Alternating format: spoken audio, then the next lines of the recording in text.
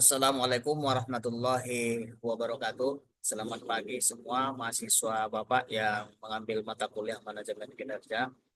Pada hari ini kembali kita lanjutkan perkuliahan kita sebagaimana biasa dengan metode self-paced. Pada perkuliahan kali ini kembali akan Bapak upload ya video ini yang harus didengarkan oleh seluruh mahasiswa agar memahami metode perkuliahan kita berikutnya ditambah dengan materi yang akan saya jelaskan pada pertemuan ini. Yang pertama, sebelum kita mulai perkuliahan kita ini, marilah kita memohon berkah dari Allah Subhanahu wa taala, Tuhan yang Maha Esa, agar kita diberikan kemudahan di dalam rangka menuntut ilmu. Marilah kita berserah diri dengan berdoa menurut agama dan kepercayaannya masing-masing.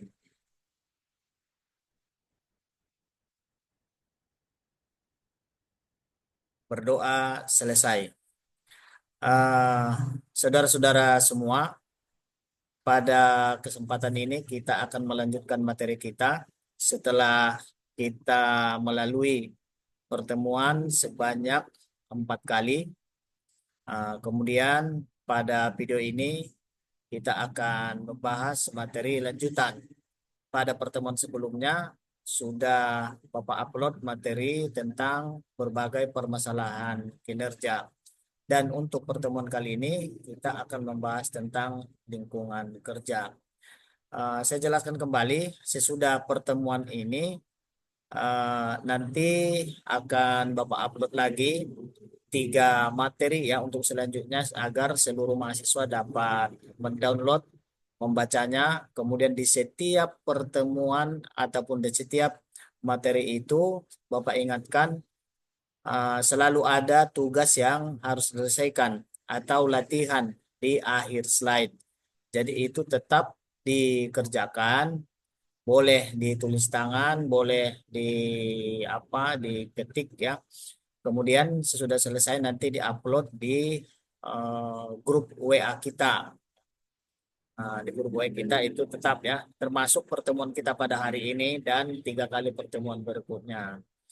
Jadi Bapak mohon semua supaya disiplin untuk mendownload, kemudian membaca dan mengembangkan materi itu, selanjutnya memberikan ataupun mengerjakan tugasnya dengan baik. Kita mulai materi kita yang pada hari ini Bapak ingin menjelaskan tentang lingkungan kerja.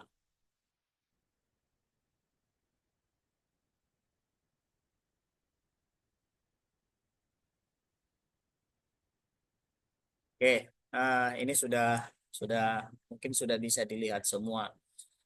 Saudara-saudara semua, eh, materi sebelumnya itu kita review bahwa pembahasannya adalah tentang permasalahan kerja. Bapak sampaikan bahwa itu sangat penting ya untuk dipahami setiap seorang pimpinan atau nanti seluruh mahasiswa sudah masuk di dunia kerja, maka permasalahan-permasalahan kinerja di lingkungan perusahaan itu harus benar terdeteksi, kemudian harus mampu dianalisis dengan baik, sehingga setiap permasalahan itu akan didapatkan solusinya. Ya, memahami permasalahan kinerja dapat mendorong perencanaan kinerja yang lebih baik dengan menyesuaikan strategi, tujuan, dan sasaran yang diwujudkan dalam kesepakatan kerja. Nah, bagi seorang pimpinan perusahaan kan sangat penting mengetahui permasalahan-permasalahan kinerja yang dihadapi oleh para karyawan kita. Apa gunanya itu? Karena dengan mengetahui permasalahan-permasalahan kinerja, maka seorang manajer akan mengetahui apa yang harus dilakukan untuk menyelesaikannya.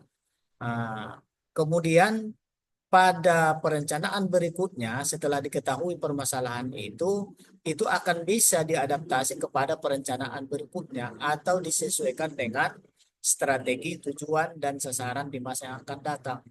Gunanya adalah agar seluruh karyawan memiliki perubahan ataupun perbaikan ya, memiliki keterpaduan dengan tujuan dan strategi yang akan dijalankan oleh perusahaan di masa yang akan datang. Jadi kuncinya ya kita harus mengetahui dulu permasalahan kenapa pada periode tertentu ada mungkin ya beberapa karyawan yang tidak mencapai kinerjanya atau mereka ada yang tidak sesuai dengan yang diharapkan oleh perusahaan. Inilah dianalisis apa permasalahannya. Nah, jadi itulah untuk materi yang sebelumnya yang perlu sangat dipahami oleh saudara-saudara semua. Untuk materi selanjutnya kita membahas tentang eh, kita akan membahas tentang lingkungan kerja ya. Nah, kita harus membahas lingkungan kerja. Harapannya dengan materi lingkungan kerja ini mahasiswa mampu menjelaskan konsep lingkungan kerja. Jadi ada beberapa pengertian, kemudian bagaimana lingkungan kerja mempengaruhi kondisi pekerjaan di lingkungan perusahaan perlu dipahami. Yang kedua, diharapkan mahasiswa mampu memahami bagaimana perilaku mendorong kinerja. Yang ketiga, diharapkan mahasiswa mengetahui indikator-indikator kinerja. Yang keempat, diharapkan mahasiswa mampu menganalisis kinerja organisasional, individu, dan kelompok. Nah, kemudian referensi bacaan seperti biasa ya ini boleh dicari ya sebagai pustaka manajemen kinerja bukunya Robert Bacal, kemudian Profesor Dr. Wibowo, kemudian bukunya Dermawan Wibisono, kemudian Sofyan Sauri ya sama-sama manajemen kinerja. Silakan dicari materinya ya, baik yang buku online ataupun yang buku cetak. Lingkungan kerja menjadi faktor yang mempengaruhi kinerja seorang karyawan. Lingkungan kerja juga ya yang sesuai itu akan mendorong perilaku kerja yang baik. Demikian sebaliknya. Maksudnya kalau tadinya lingkungan kerja yang baik mampu mendorong perilaku yang baik karyawan untuk bekerja, tetapi lingkungan kerja yang tidak baik justru akan sebaliknya menjadi para pekerja tidak berperilaku baik di dalam melaksanakan tugasnya. Kemudian perlu diketahui berbagai penelitian dilakukan untuk menciptakan lingkungan kerja agar dapat memberikan suasana kerja yang menciptakan kinerja yang efektif. Ya, khususnya bagian manajemen sumber daya manusia itu selalu melakukan penelitian, melakukan analisis, bagaimana sebenarnya diciptakan lingkungan kerja itu agar bisa mendorong perilaku seluruh karyawan menuju kepada perilaku yang diharapkan oleh perusahaan. Nah, dengan tujuan kalau mereka sudah berperilaku sesuai dengan harapan atau yang diharapkan oleh perusahaan, maka kinerja mereka nanti akan meningkat dari waktu ke waktu ataupun dari periode-periode. Nah, itulah gunanya eh, lingkungan kerja ini selalu dilakukan penelitian sehingga setiap tahunnya dari hasil penelitian itu akan dilakukan perubahan untuk menciptakan lingkungan kerja yang lebih baik ya.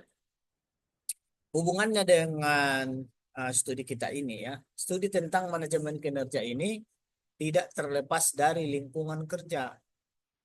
Manajemen kinerja mengusahakan peningkatan kinerja karyawan secara terus-menerus dan akan lebih baik.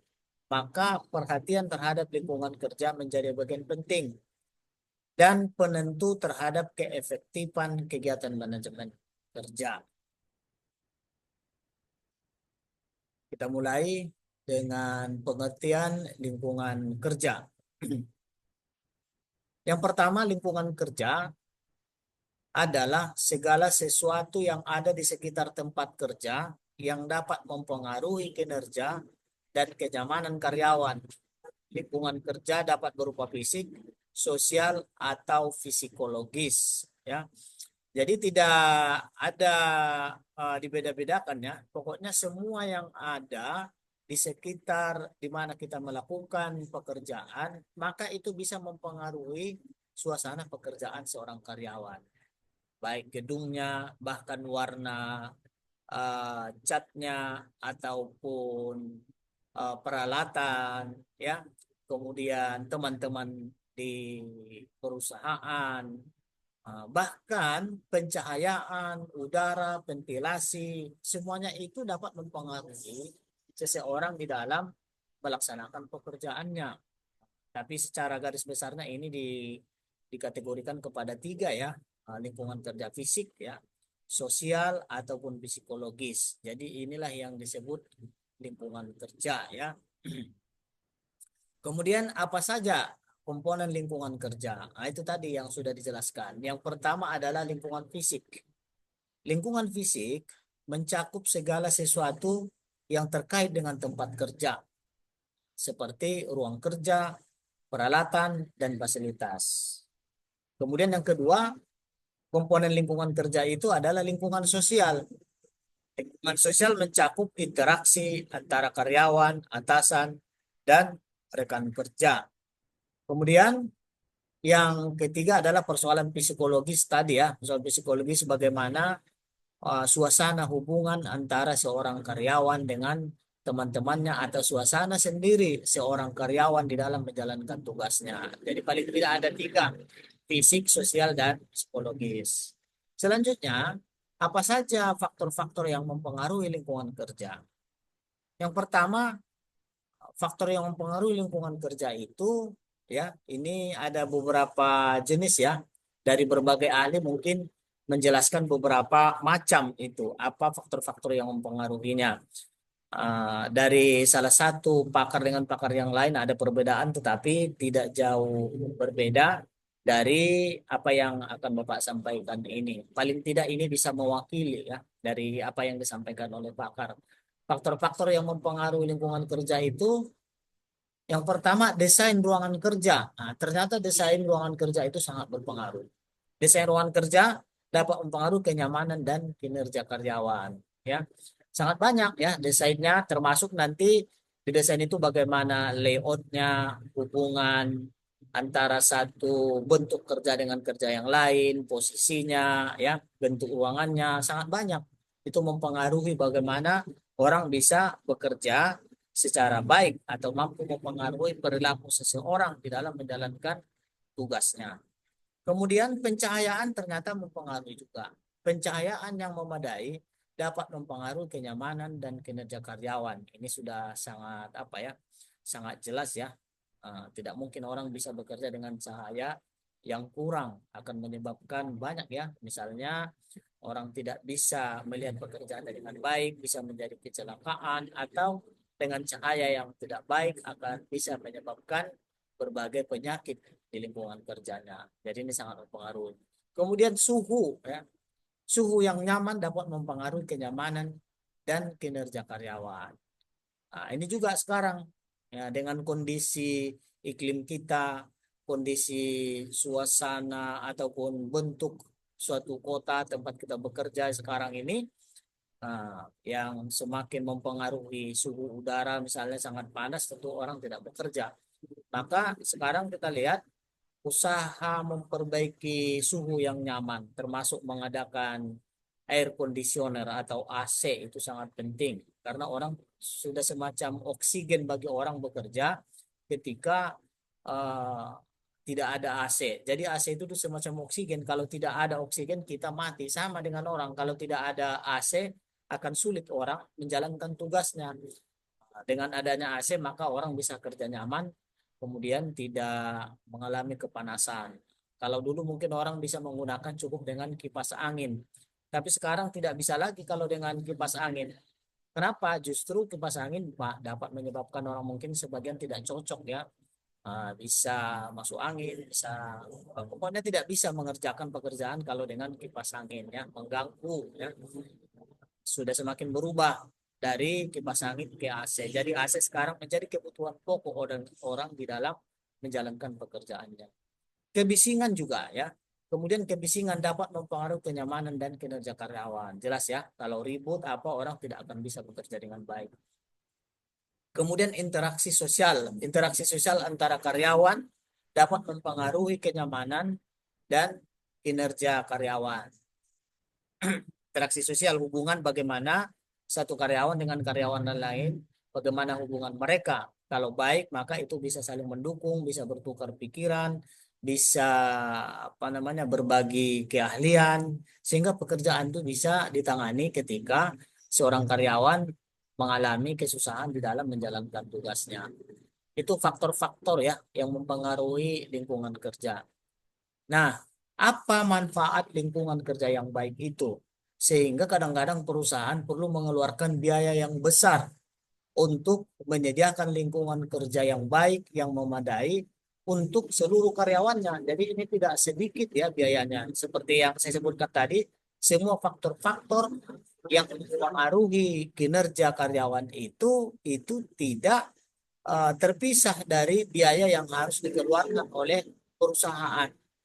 Nah, sehingga mereka berinvestasi untuk itu. Nah, dengan tujuan pastilah harus ada manfaatnya ataupun harus ada feedbacknya yang didapatkan oleh perusahaan. Nah, apa manfaatnya? Yang pertama meningkatkan kinerja. Jadi lingkungan kerja yang baik itu diharapkan dapat meningkatkan kinerja karyawan. Karena dengan meningkatnya kinerja karyawan lah, maka perusahaan bisa melanjutkan aktivitasnya atau kelanjutan perusahaan itu ditentukan oleh kinerja karyawannya. Dengan kinerja karyawan itu perusahaan bisa mendapatkan keuntungan, bisa siap bersaing dengan perusahaan yang lain, baik perusahaan yang sejenis ataupun yang tidak sejenis, kemudian dapat mempertahankan pasarnya, ya kan? Nah, jadi dengan kinerja yang baik itu tujuan, strategi, visi, misi perusahaan dapat dicapai. Kemudian yang kedua, meningkatkan kepuasan kerja, ya. Lingkungan kerja yang baik dapat meningkatkan kepuasan kerja karyawan. Karena memang kepuasan karyawan itu sangat penting. Karena dengan kepuasan kerja yang baik terhadap karyawan, dia akan bekerja dengan baik, akan bekerja dengan ikhlas, akan bekerja dengan sepenuh hati, baik diawasi atau tidak diawasi, karena datangnya adalah dari suasana hatinya yang paling dalam. Dia merasa nyaman, dia merasa diperlakukan dengan baik, dia merasa suasana di tempat itu bersahabat dengan dia, kemudian suasana lingkungan kerjanya itu mendorong dia untuk lebih termotivasi sehingga kinerjanya juga akan meningkat gitu. Jadi karyawan mendapatkan kepuasan kerja. Kemudian dapat mengurangi stres. Lingkungan kerja yang baik dapat mengurangi stres karyawan.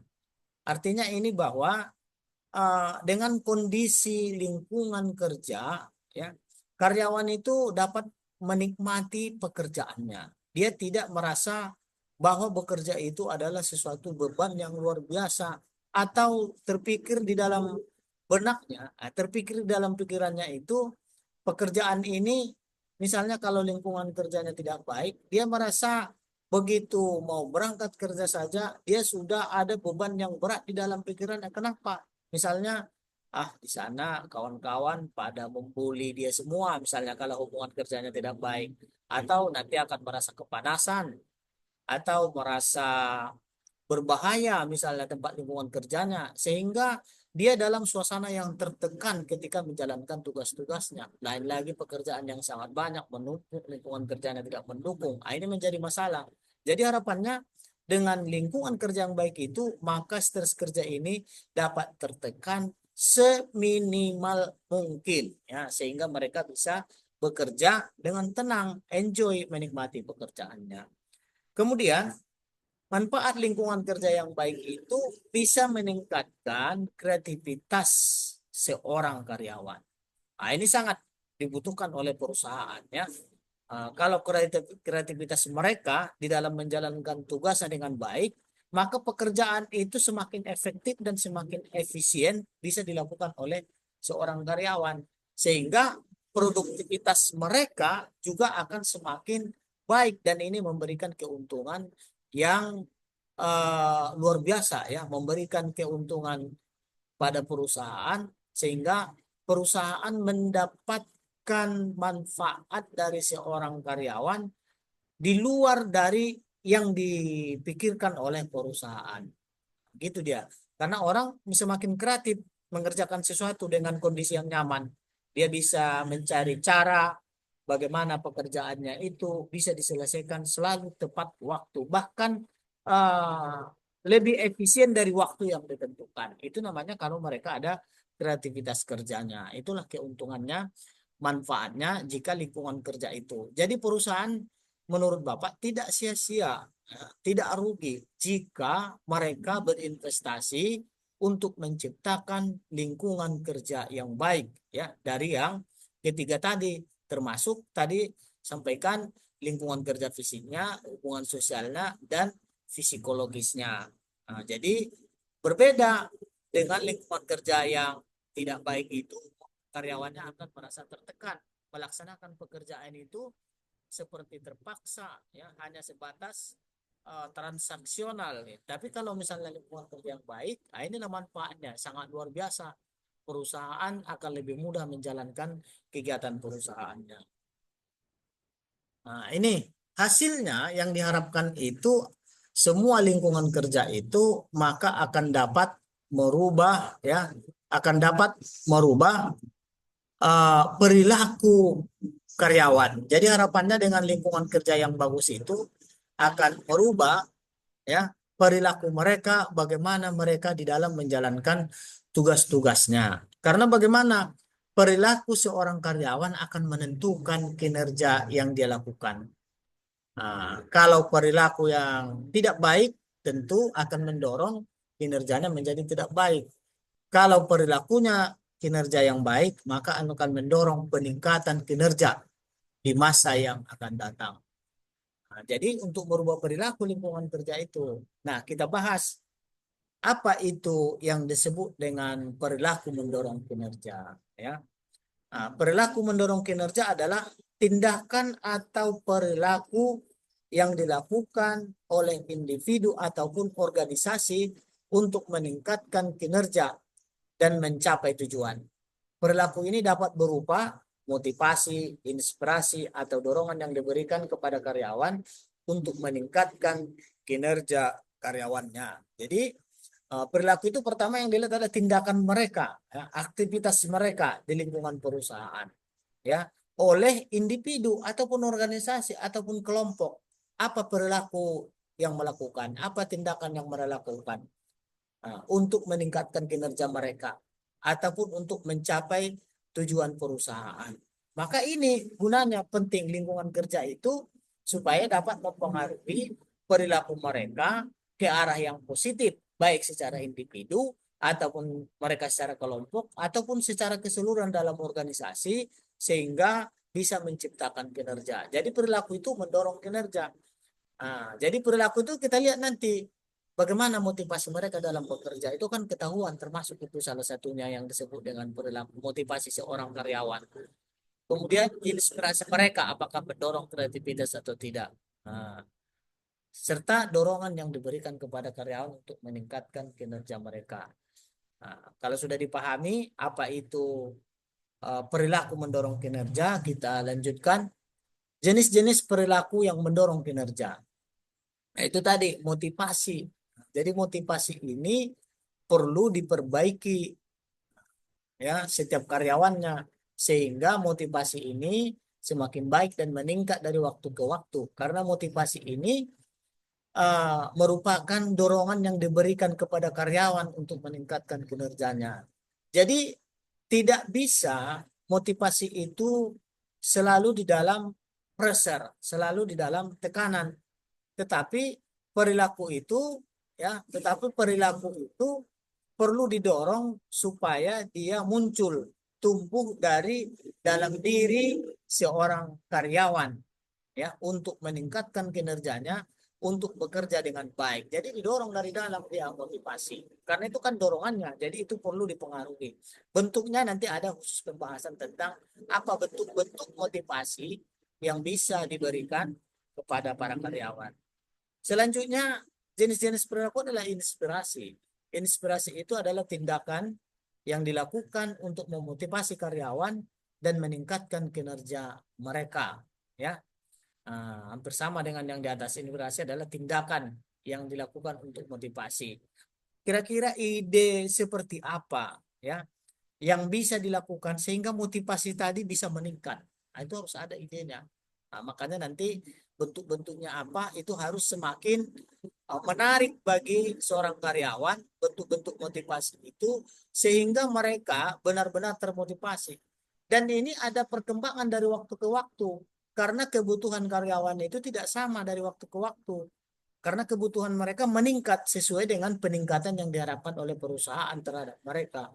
Sehingga motivasinya pun diharapkan ada bentuk-bentuknya yang berubah dan meningkat dan semakin sesuai dengan apa kebutuhan mereka di setiap waktu tertentu. Sehingga motivasi mereka juga mengalami perubahan ya yang meningkat dari waktu ke waktu. Nah, itulah harapannya supaya kinerja mereka juga semakin baik. Kemudian penghargaan ya. Ternyata ini salah satu jenis perilaku yang sangat penting dilakukan ya, penghargaan.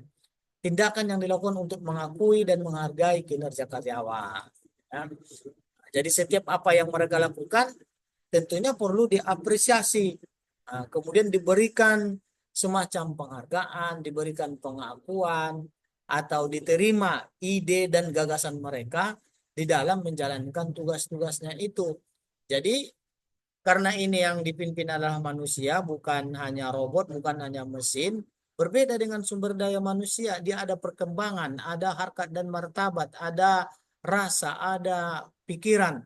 Sehingga kadang dia bisa apa namanya bisa melakukan sesuatu tidak harus sesuai ataupun tidak harus statis dengan apa yang sudah ditentukan. Kadang-kadang mereka punya cara bagaimana caranya pekerjaannya bisa diselesaikan dengan baik. Jika itu ternyata positif, maka itu harus kita berikan penghargaan terhadap mereka. Jadi setiap capaian mereka harus mendapat penghargaan. Kemudian pengembangan, ya. Perilaku yang mendorong kinerja itu adalah dilakukannya pengembangan. Pengembangan adalah tindakan yang dilakukan untuk meningkatkan kemampuan dan keterampilan karyawan.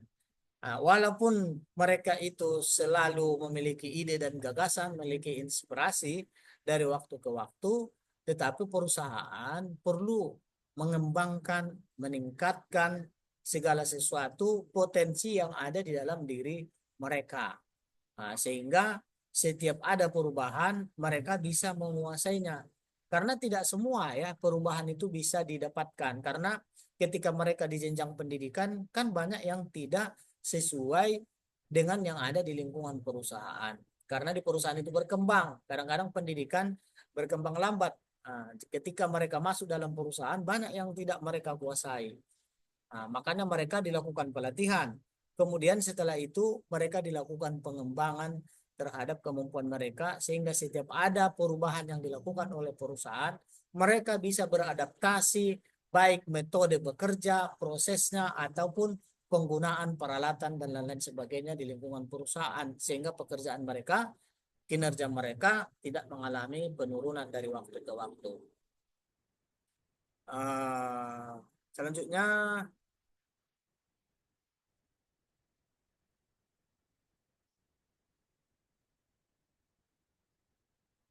ya, Bapak rasa itu sudah cukup memadai untuk mahasiswa Bapak pada hari ini. Ini slide ini sangat banyak ya, sangat banyak. Dipersilakan untuk di apa ya, dibahas lagi, diperdalam materinya lagi ya. Hmm. Ini lagi ada beberapa karena materi cukup banyak ya. Nah, ini silakan dibaca lagi di rumah ya. Faktor-faktor pengaruh perilaku mendorong kinerja. Ini ada kepemimpinan, budaya organisasi, komunikasi, penghargaan, dan pengakuan. Selanjutnya manfaatnya. Ini paling penting dipahami manfaatnya perilaku mendorong kinerja. Ya, udah pasti meningkatkan kinerja, meningkatkan kepuasan bersama ya, meningkatkan motivasi. Kemudian indikator kinerja yang diharapkan itu, ya kan, artinya semua lingkungan kerja diperbaiki itu untuk meningkatkan kinerja. Kemudian kita harapkan perilakunya berubah, tetapi ada indikator-indikator yang menjadi ukuran bagi sebuah perusahaan. Ya, Jadi indikator itulah nanti yang akan diawasi, yang diharapkan bisa dicapai oleh perusahaan, ya. Indikator itu yang perlu dilihat apakah karyawan memenuhi indikator atau tidak, dan nanti itulah yang menentukan apakah perusahaan mendapatkan tujuan atau mencapai tujuan atau sesuai dengan strategi dan rencana yang ditentukannya.